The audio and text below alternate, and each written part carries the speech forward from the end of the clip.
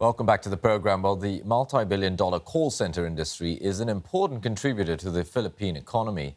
The Philippines is one of the world's major hubs for the industry, thanks largely to its English-speaking population. But this couldn't have happened without the many outfits that have sprouted to train thousands of call center employees. ILO looks at how small and medium-sized call centers work together with training companies. Knowing American geography is going to be vital when these students join the country's 1.3 million call center workforce. They will soon be working on American time, speaking to hundreds of Americans daily, and solving their problems while giving the impression that they are in the same country as them. The Philippine call center industry has been a huge boon to the local economy, accounting for more than 6% of its gross domestic product in 2015. To support this booming sector, a whole ecosystem has grown up alongside it. One of those supportive industries is training centers. While larger call centers provide their own in-house training, it's the SME call centers which often do smaller projects who need to outsource their training. Companies offering training sessions like this have cropped up all across the Philippines to train the thousands of hopefuls looking to get a job in the booming call center industry. In it, they learn how to speak neutral English, the product and the company that they are working for, and more importantly, about the country that they will be speaking to on a daily basis. Eric McMillan heads Unite, an organization which supports SME call centers in response to a lack of representation in the industry. It was set up to create a platform where SMEs can share resources and knowledge. It also offers government-approved training sessions for future employees. The training sessions last 3 weeks due to budget restrictions, but Eric thinks that this is not enough to cover all aspects of becoming a call center worker.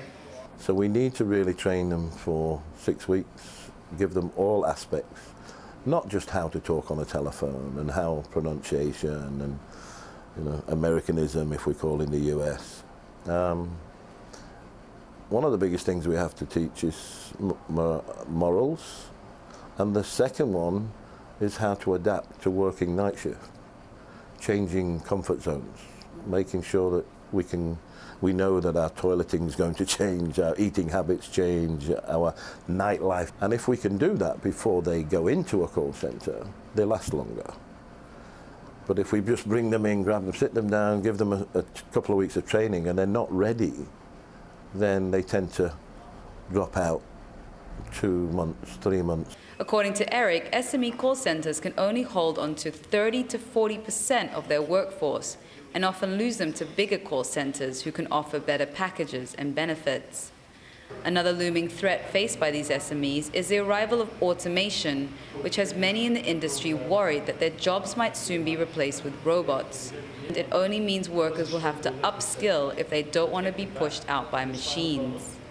Well, AI is going to be replacing, a good part, of the business, but it doesn't mean to say that, completely eradicate,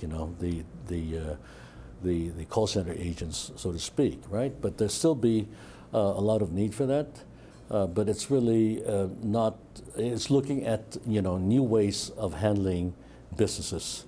So there is still a lot, that cannot be handled by AI. The market has also been changing. The US is still the main market with 70% of work coming from there.